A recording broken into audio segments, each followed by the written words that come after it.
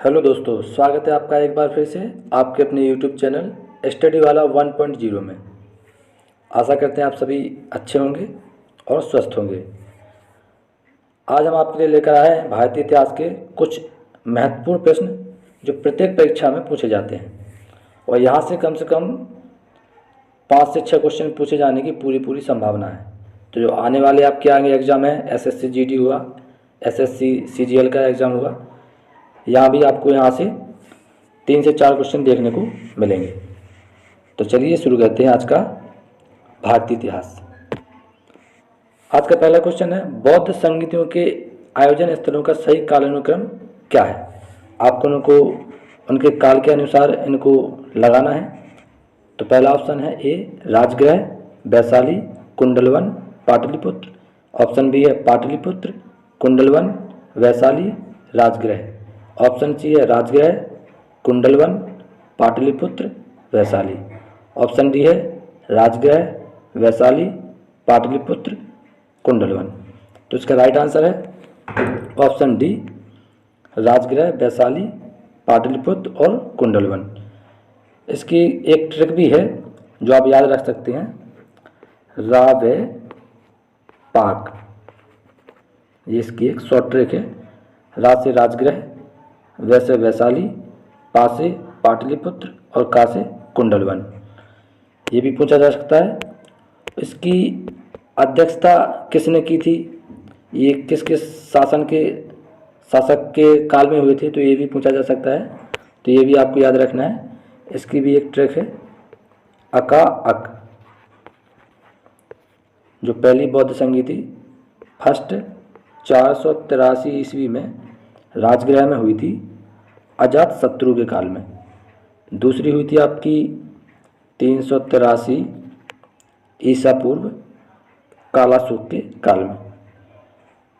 तीसरी थर्ड हुई थी आपकी 251 में अशोक के काल में।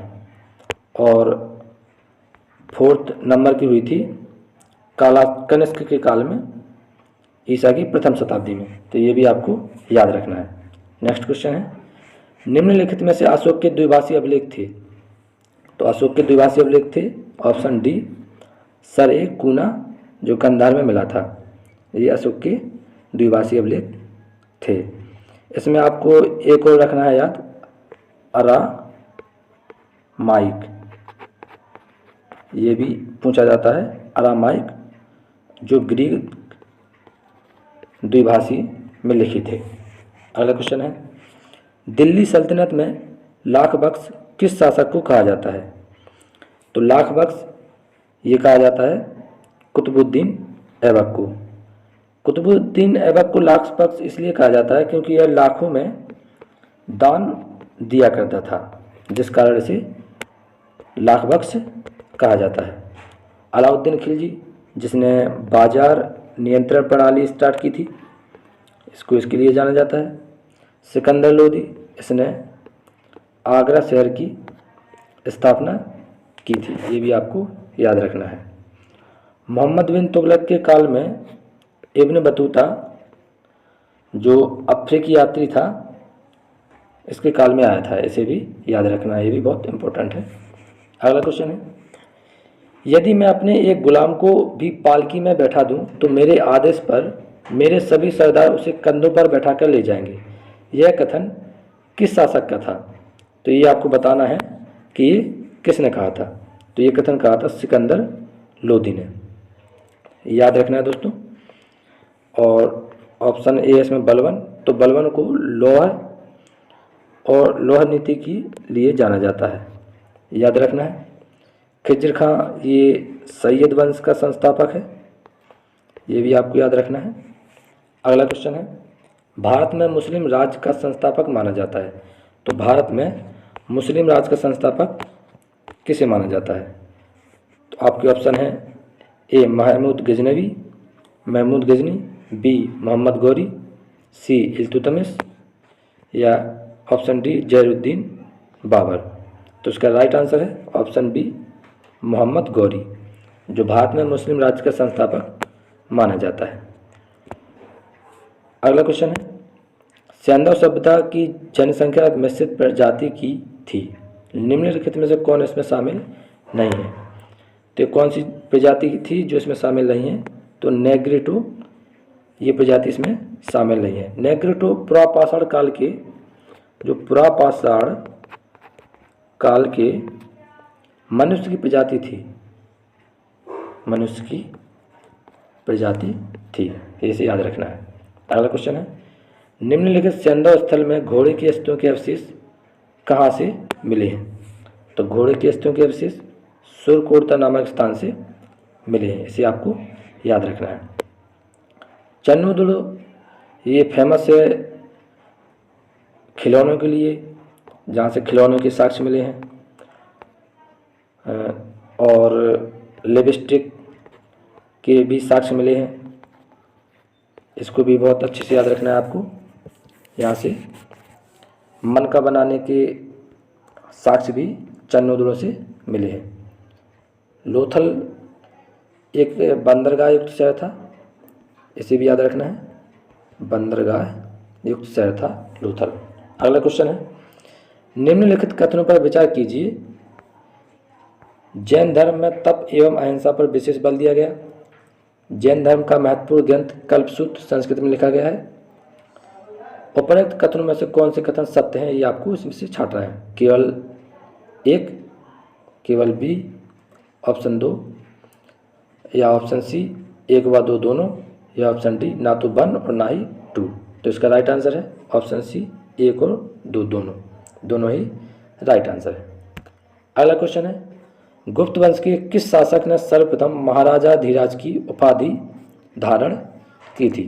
तो किस राजा ने महाराजा धीराज की उपाधि धारण की थी, ये आपको बताना है। तो इसका राइट आंसर है ऑप्शन बी, चंद्रगुप्त प्रथम, इसने महाराजा धीराज की उपाधि धारण की थी। श्रीगुप्त को गुप्त वंश का संस्थापक माना जाता है, गुप्त वंश का संस्थापक माना जाता है श्रीगुप्त। समुद्रगुप्त को भारत का नेपोलियन कहा जाता है। और चंद्रगुप्त द्वितीय ने एक उपाधि धारण की थी, जैसे विक्रमादित्य के नाम से जाना जाता है। अगला क्वेश्चन है, सती प्रथा का सर्वप्रथम कालांकित स्मारक कहाँ मिला। तो आपके ऑप्शन है, option A Eran, option B Maski, option C सुपिक, ऑप्शन सी कांची। तो इसका राइट आंसर है ऑप्शन ए एरन, ये इसका राइट आंसर है। अगला क्वेश्चन है, कुतुबुद्दीन ऐबक की मृत्यु के पश्चात उसका तत्कालीन उत्तराधिकारी कौन बना था। ये आपको बताना है। आपके ऑप्शन है ए बलबन, बी आराम शाह, सी इल्तुतमिश, डी नसरुद्दीन। तो इसका राइट आंसर है बी आराम शाह, जो कुतुबुद्दीन ऐबक की मृत्यु के पश्चात उसका तत्कालीन उत्तराधिकारी बना था। कुतुबुद्दीन ऐबक 1210 ईस्वी में मृत्यु के पश्चात उसका उत्तराधिकारी आराम शाह को बना दिया गया था, जिसका कुछ तुर्क मालिकों व अमीरों ने विरोध किया था। तो उन्होंने उसकी स्वतंत्रता होने की घोषणा कर दी थी। बलबन को याद रखना है, रक्त और लोहा की नीति इसने अपनाई थी, ये भी इसे आपको याद रखना है। इल्तुतमिश ने तुर्कान ए चहलगानी यानी चालीसा का गठन किया था, ये भी आपको याद रखना है। अगला क्वेश्चन है, किसकी देखभाल का उत्तरदायित्व दीवान ए खालसा के पास था। तो ये राज्य के सीधे नियंत्रण वाली भूमि के रूप में आता था। मुगल काल में खालसा भूमि थी जो सीधे केंद्रीय सरकार के नियंत्रण में रहा करती थी, जिसका लगान सीधे राजकोष में जमा होता था। दीवान खालसा का उत्तरदायित्व राज्य के सीधे नियंत्रण वाली भूमि से था। तो ये थे आज के हिस्ट्री के कुछ इम्पोर्टेंट क्वेश्चन। तो वीडियो कैसा लगा आप हमें कमेंट करके ज़रूर बताएंगे। अगर वीडियो अच्छा लगा हो तो लाइक करें, शेयर करें, और अभी तक अगर चैनल को सब्सक्राइब नहीं किया है तो इस चैनल को सब्सक्राइब करें।